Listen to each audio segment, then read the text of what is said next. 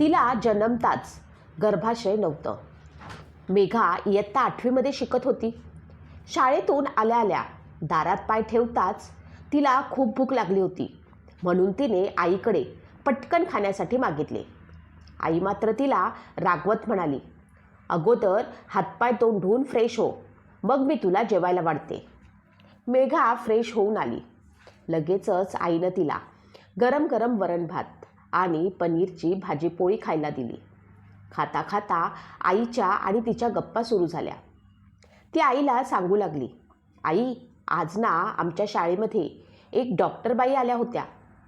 तिच्या बोलण्याकडे उत्सुकतेनं पाहत आईनं विचारलं, हो का? काय सांगितलं मग त्यांनी?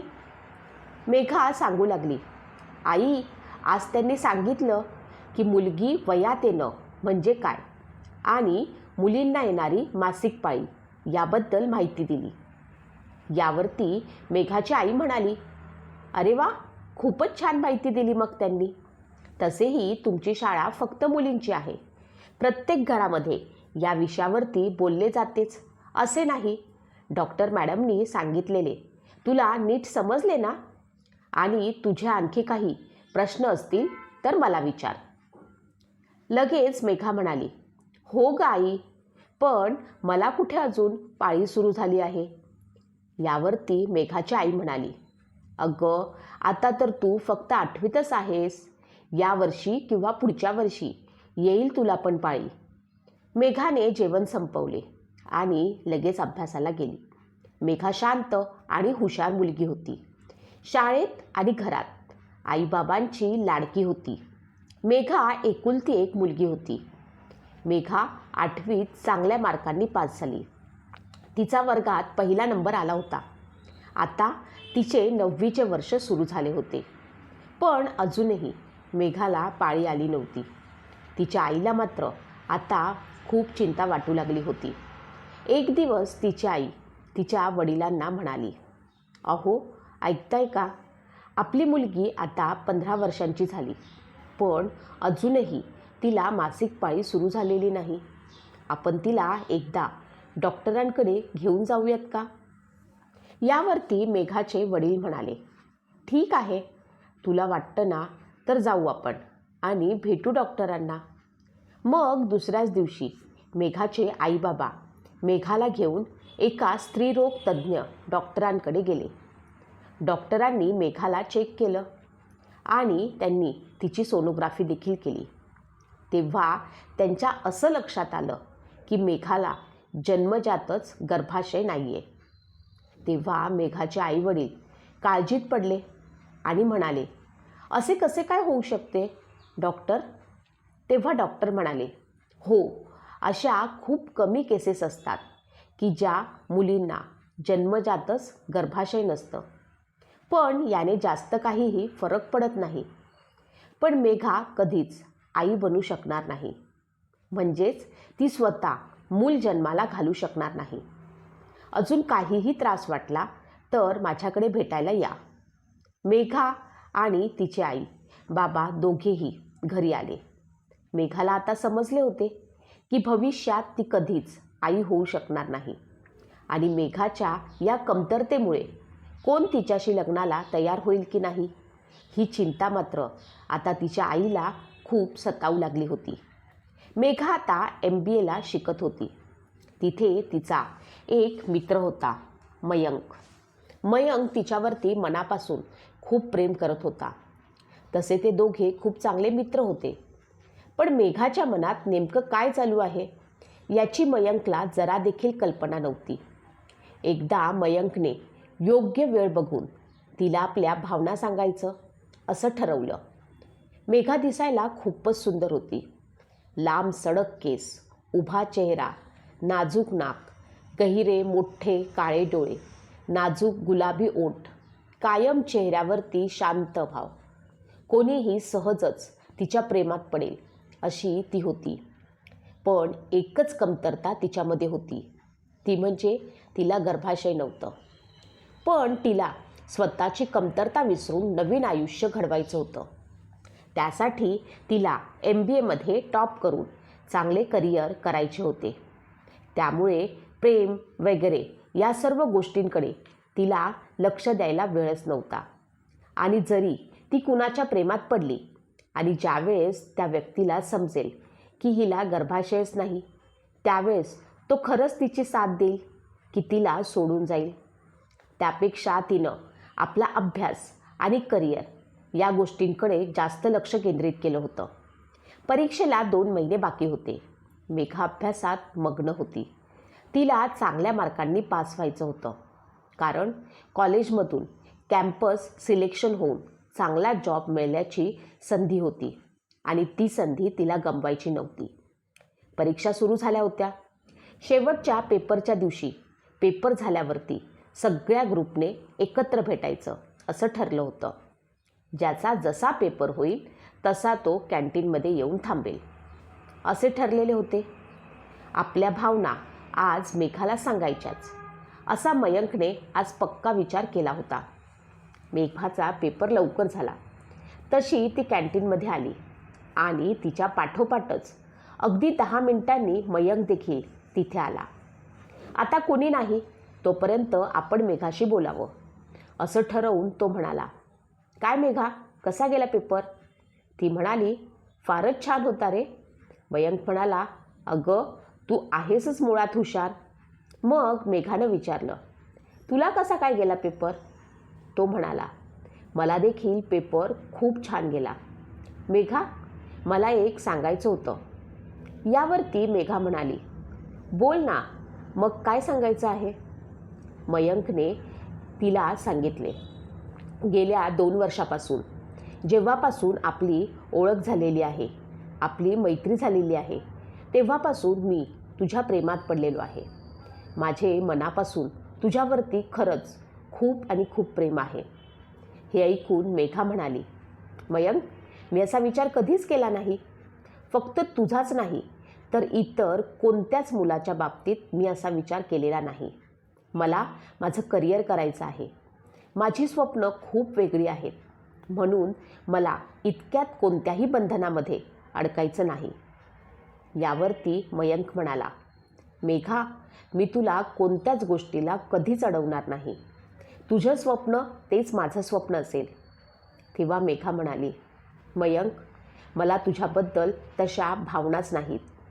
मग खोटा होकार का देऊ मी तुला? मेघाला माहीत होतं की तिची कमतरता काय आहे, म्हणून तिने विचार केला की कशाला उगाच आपण याचं मन दुखवायचं, म्हणून तिने लग्न न करण्याचा निर्णय घेतला होता. तिला स्वतःचं एक NGO सुरू करून गरीब अनाथ मुलींचा सांभाळ करायचा होता. ती म्हणाली, मयंक, तू कृपया करून मला समजून घे. सध्या तरी मी तुझ्या प्रेमाचा स्वीकार करू शकत नाही. मग थोड्या वेळाने इतर त्यांचे मित्रमैत्रीण कॅन्टीनला आले. सगळ्यांनी मस्त गप्पा मारत नाश्ता केला. अधूनमधून नक्की भेटायचं असं ठरवून जो तो घरी जायला निघाला. मयंक मात्र मेघाला आपल्या डोळ्यात साठवून घेत होता. तो खूप निराश झाला होता. तो म्हणाला, मेघा, काळजी घे आणि तुझी सगळी स्वप्न पूर्ण होतील. All the best. त्यानं मेघाचा निरोप घेताना मयंकचे डोळे भरून आले होते. मग मयंक त्याची बाईक घ्यायला निघून गेला. मेघाला पण तो मनोमन आवडू लागला होता, पण तिचा मात्र नाईलाज होता. त्याला पाहताच तिनं डोळ्यातील पाणी पुसलं आणि ती घरी गेली. थोड्याच दिवसांनी तिच्या परीक्षेचा निकाल लागला. ती उत्तम मार्कांनी पास झाली होती. तिला कॉलेज कॅम्पसमधून जॉबही मिळाला होता. तिने आता नवीन आयुष्याला सुरुवात केली होती. पण तिच्या आईबाबांना मात्र तिच्या लग्नाची आता काळजी लागली होती.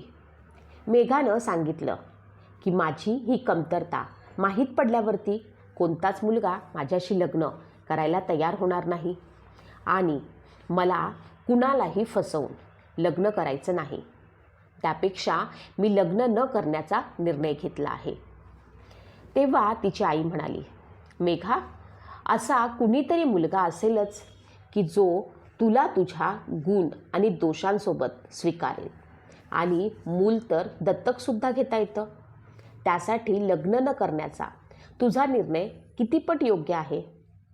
त्यावरती हसून मेघा म्हणाली, ठीक आहे आई, तसा कोणी असेल तर मी नक्कीच विचार करेल लग्नाचा.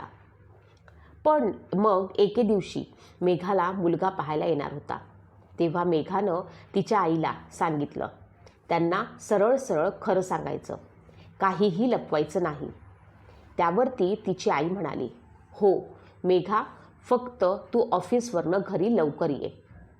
सांगितल्याप्रमाणे मेघा संध्याकाळी लवकर घरी आली आणि फ्रेश होऊन तयारी करू लागली. शेवटी तिलाही मन भावना होत्याच ना.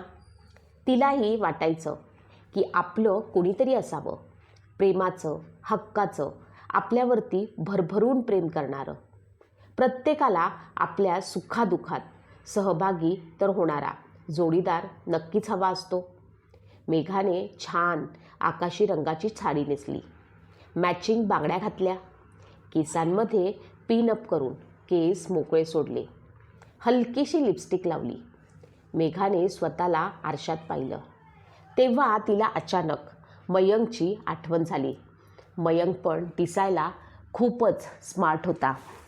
कोणीही त्याला त्याचा प्रपोजल सहजच एक्सेप्ट केला असता. मयंकच्या आठवणीने ती थोडीशी उदास झाली.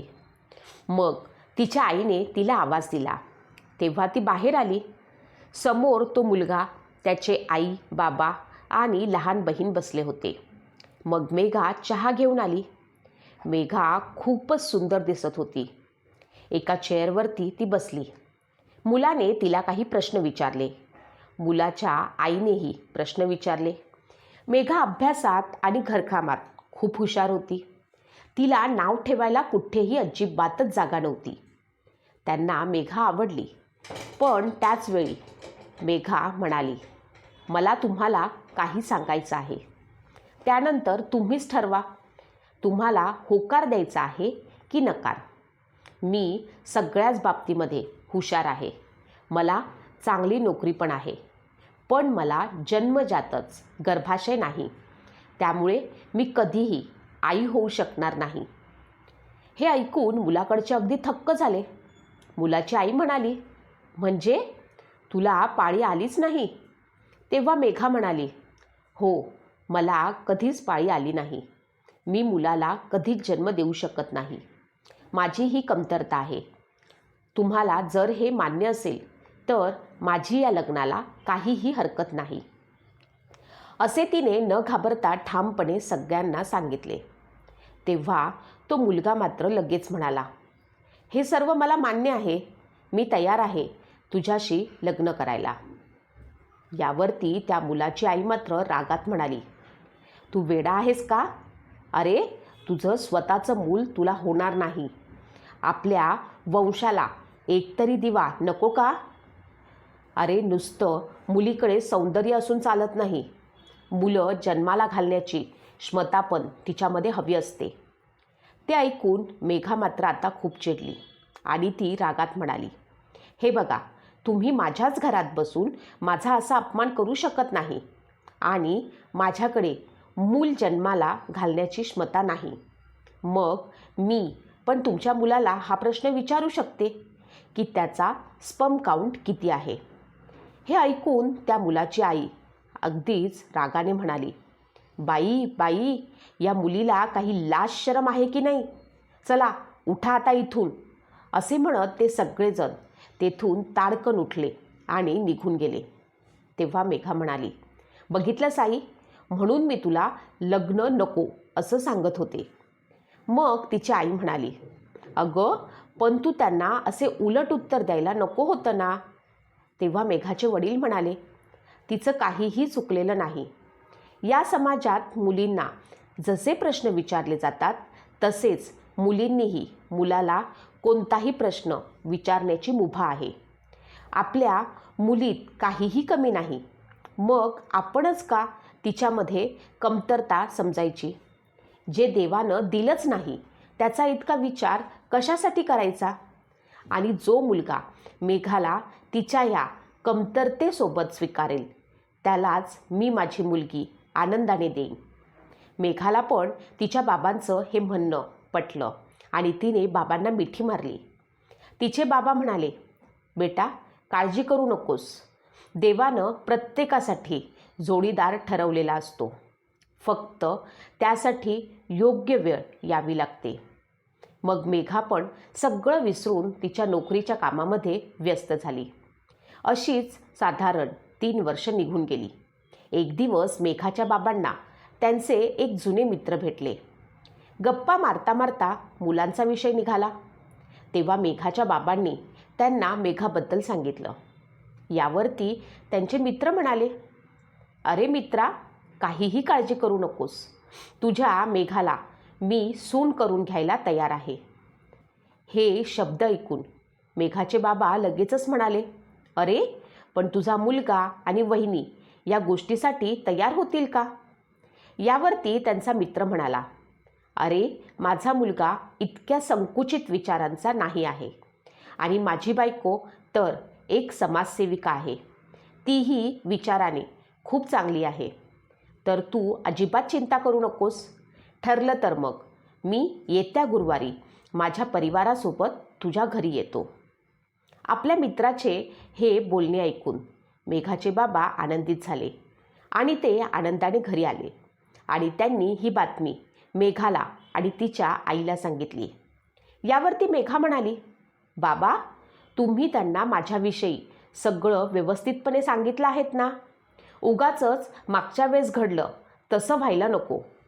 तेव्हा मेघाचे बाबा म्हणाले, हो ग बाळा, त्यांना सगळं काही मी स्पष्टपणे सांगितलेलं आहे.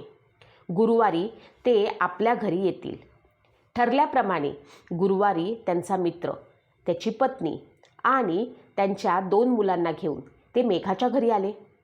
दोन्ही परिवारांनी एकमेकांची ओळख करून दिली. त्यांच्या मित्रांचा मयंक आणि वैभव ही 2 मुलं होती. मेघा आतल्या रूममध्ये तयारी करत होती. मग मेघाच्या बाबांनी तिला चहा घेऊन यायला सांगितलं.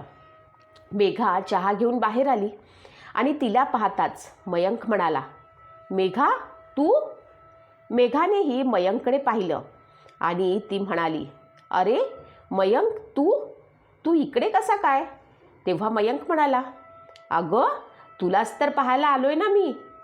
त्यांचे बोलणे ऐकून त्याचे वडील म्हणाले, अरे वा, तुम्ही दोघेजण एकमेकांना अगोदरपासूनच ओळखतात. हे तर खूपच छान झालं मग.